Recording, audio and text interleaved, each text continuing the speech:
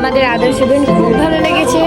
এখানে প্রত্যেকে খুব ভালোভাবে সার্ভ করেছে, প্রত্যেকের ভীষণ পোলাইট ব্যবহার এবং প্রত্যেকটা অর্গানাইজ করেছে খুব সুন্দরভাবে। বাস আমরা খুব ভালো লেগেছে। আশা করবো আবার কোনো ইভেন্ট হলে আমরা আদার্স ইভেন্টকেই ডাকবো।